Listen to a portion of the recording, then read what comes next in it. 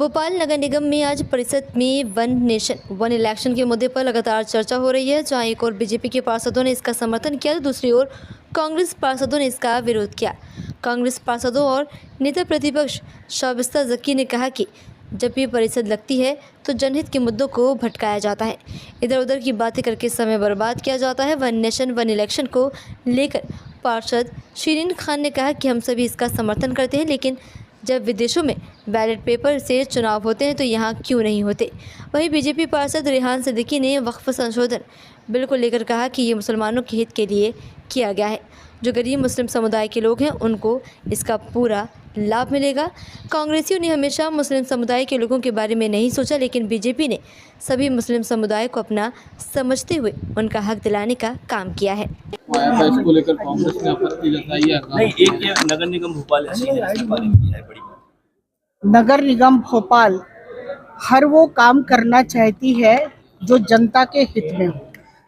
One time one election का भी यदि केंद्र से यदि ये प्रस्ताव आया है, लोकसभा में यदि इस पर बिल आया है, तो निश्चित ही भोपाल नगर निगम में भी कहीं न कहीं भोपाल की जनता को भी इस बिल के पास होने से सहूलियत मिलेगी। क्योंकि देखते हैं हम कि जैसा कि अभी हमारे परिषद में उदाहरण भी दिया कि पहले नगर निगम के चुनाव हुए, 4 महीने 6 महीने बाद विधानसभा चुनाव हुए, उसके 6 महीने बाद लोकसभा चुनाव हुए। 1 साल तक नगर निगम में भोपाल की जनता को विकास के लिए इंतजार करना पड़ा, और जिस दिन ये बिल पास हो जाएगा, एक बार में चुनाव होगा, तो निश्चित ही जनता को विकास में भी सहूलियत मिलेगी और जो देश में खर्चे होते थे उन खर्चों पर भी रोक लगेगा। जब एक बार चुनाव होता है तो कहीं ना कहीं अलग अलग चुनाव जब होता है तो हमारे सैनिकों को भी अलग अलग स्थानों पर जाना पड़ता है, उसमें केंद्र सरकार का बहुत सारा बजट खर्च होता है, सभी राजनीतिक दलों का भी अलग अलग खर्च होता है। तो निश्चित ही one election one vote time हो तो उससे भोपाल की जनता को, देश की जनता को, प्रदेश की जनता को बहुत बड़ी राहत मिलेगी। इसलिए आज भोपाल नगर निगम ने इस प्रस्ताव को पास किया। वक्फ संपत्तियों को लेकर भी आपने धन्यवाद प्रस्ताव यहाँ पे दिया। निश्चित ही हमारे देश के यशस्वी प्रधानमंत्री नरेंद्र मोदी जी द्वारा, हमारे गृह मंत्री अमित शाह जी द्वारा लोकसभा और राज्यसभा में इस बिल को लाया गया वोट के लिए। वहां पर जब बिल पास हो गया तो हमने दोनों ही हमारे यशस्वी देश के नेताओं का धन्यवाद प्रस्तुत किया। प्रॉपर्टी टैक्स का मामला आया है, जिसमें नगर निगम के जो झुग्गियों का टैक्स और बड़ी बड़ी इमारतों पर लिया जा रहा है, जिसमें कुछ पार्षदों के मकानों के और मेयर मकान के नाम के भी नाम आए। देखिए, ये निरीक्षण निरंतर होने चाहिए वार्ड प्रभारी और जोनल अधिकारियों के द्वारा, ताकि अगर कोई निर्माण नया हो गया है और जिसके कारण वहाँ संपत्ति कर वसूली में अभी वेरिएशन है, तो उसको दुरुस्त करते हुए वाजिब संपत्ति कर वसूला जाना चाहिए, इस बात के लिए भी कहा गया। उसमें 6.5 करोड़ रुपए का मामला आया, क्या मामला है पूरा? समय सीमा के अंदर नहीं बनाई गई वो बिल्डिंग अभी तक। देखिए, महापौर परिषद के माध्यम से नगर निगम मुख्यालय का भवन का प्रस्ताव MIC की अनुशंसा के 7 पटल पर प्रस्तुत किया गया, जिसपे पर्याप्त सभी पक्ष और विपक्ष के सदस्यों को अवसर दिया है और उन्होंने अपने विचार व्यक्त किए हैं। आसंदी से इस बात की व्यवस्था दी गई और बहुमत से उक्त प्रस्ताव को पारित किया गया। साथ ही आयुक्त महोदय को इस बात की व्यवस्था दी गई है कि आयुक्त महोदय इस बात को सुनिश्चित करें कि उसमें सभी नियमों का पालन हो रहा हो। परिषद में 2 एजेंडा थे बस, और फालतू के एजेंडे पे चर्चा होती है। जो प्रस्ताव एजेंडा में नहीं होते उसके ऊपर वन नेशन वन इलेक्शन का प्रस्ताव उठा के ले आए कचरे में से, और यहाँ पर प्रस्ताव ध्वनि मत से उन्होंने पास करा अपने बहुमत के आधार पर, क्योंकि ये तो सेंट्रल गवर्नमेंट का मुद्दा है। यहाँ पर लेकर आ रहे हैं जो जनहित के मुद्दे हैं, उस पर बात ना की जा सके और उससे ध्यान भटकाने के लिए राष्ट्रीय स्तर के मुद्दे लेकर आते हैं। ये नगर निगम का काम है, ये इनकी नगर निगम की कार्यप्रणाली है। जो बात मुद्दे की होना चाहिए वो, और अगर आपको है ना सार्थक चर्चा कराना है तो आप उसको एजेंडा में शामिल करिए और उसके ऊपर सार्थक चर्चा कराइए। कभी भी सोते सोते उठा के कोई भी प्रस्ताव पढ़ देते हैं तो ऐसी तो यहाँ पर नगर निगम परिषद चल रही है जिसको कोई ज्ञान नहीं है, नियम के विपरीत चल रही है, बिना ज्ञान के बस इस टाइप से होता है। हर बार परिषद के अंदर हंगामे की बलि चढ़ जाती है। जी देखिए, जिस तरीके से अभी सदन में मुद्दा लेके आए हैं भारतीय जनता पार्टी की तरफ से, ये मुद्दा आए, प्रस्ताव आए, वन नेशन वन इलेक्शन का प्रस्ताव लेके आए थे। बिल्कुल, आप अगर लेके आएँ तो हम उसका बिल्कुल वेलकम करते हैं कि लेके आएँ तो ठीक है, लेकिन उसके साथ साथ इनको फिर बैलेट पेपर पे करवाना चाहिए आपको वोटिंग, क्योंकि आप देखिए बड़े बड़े जो देश हैं, अमेरिका है, वहाँ पे जिन्होंने मशीन जो लेके आए थे उन्होंने इस चीज़ को मान लिया है कि इसमें जो है कुछ ना कुछ मतलब हो जाता है, कर लेते हैं लोग अपनी कुछ कलाकारी। तो जब उन देशों ने मान लिया है कि बैलेट पेपर पे इलेक्शन होना चाहिए, तो फिर हमारे इधर बैलेट पेपर पे इलेक्शन करने में प्रॉब्लम क्या है?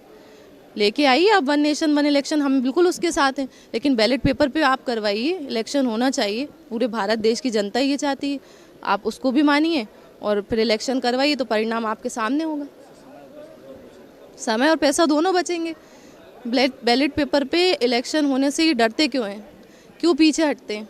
मैं तो कह रही हूँ कि हम लोग तो उसका वेलकम कर रहे हैं, हम आपके प्रस्ताव के साथ हैं, ठीक है, वन नेशन वन इलेक्शन का प्रस्ताव आप लाएं, हम उसको ठीक है मानते हैं, लेकिन आप बैलेट पेपर पे करवाइए तो पूरी जितनी भी असलियत है, पूरी भारत देश की जो जनता है वो असलियत आपके सामने लेके आ जाएगी।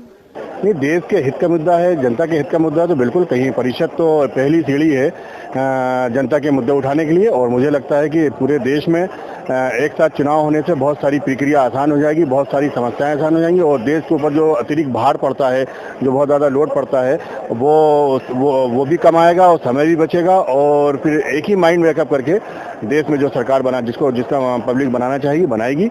मुझे लगता है ये ठीक है, और भी नगर निगम में भी इस टाइप की पहल होना चाहिए।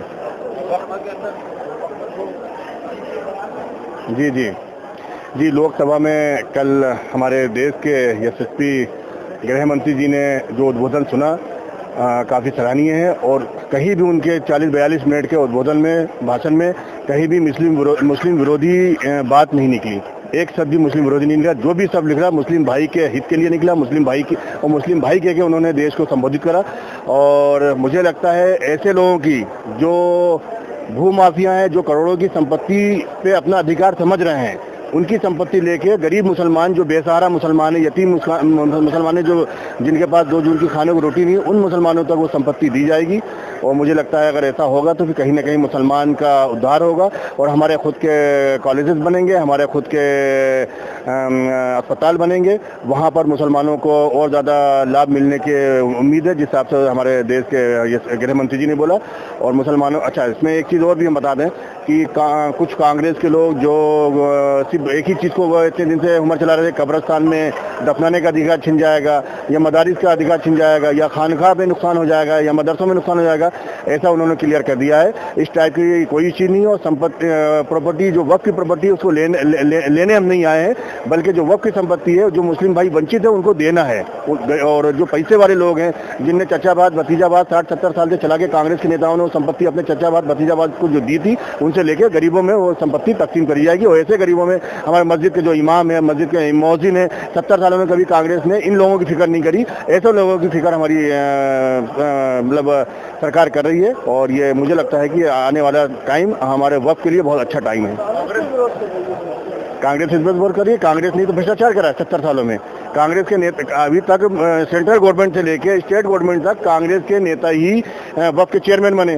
वक्फ के चेयरमैन बनने के बाद में वक्फ की जो जमीन थी उसकी लीज कराई। अब लीज कराने के बाद में उसको उन्होंने पीछे के दरवाजे थे, करोड़ों की अरबों की जो जमीनें थी, पीछे के दरवाजे से ब्लैक में पैसा देते थे वक्फ के चेयरमैनों को, और उसके बाद में वो जमीन का नॉमिनल रेट पे किराएदारी करते थे। वहाँ लोगों की बड़ी बड़ी मल्टियाँ बनी हैं, बड़े बड़े मॉल बने हुए हैं, बड़ी बड़ी दुकानें बनी हुई हैं, और औकाफ में अभी भी उन दुकानों का किराया 500, 1000, 2000, 5000 जमा करते हैं, और वहाँ से लाखों रुपये वसूलते हैं वो। ये तो गलत है। ये हमारे जो लोग हैं, जो वक्फ को अल्लाह के राह में करके गए हैं, वक्फ का पैसा हमारे इमामों के लिए है, वक्फ का पैसा हमारे मौजिनों के लिए है, वक्फ का पैसा हमारे विधवा बहनों के लिए, वक्फ का पैसा हमारी यतीम बच्चियों की शादी के लिए, वक्फ का पैसा हमारे अनाथ बच्चों के लिए है।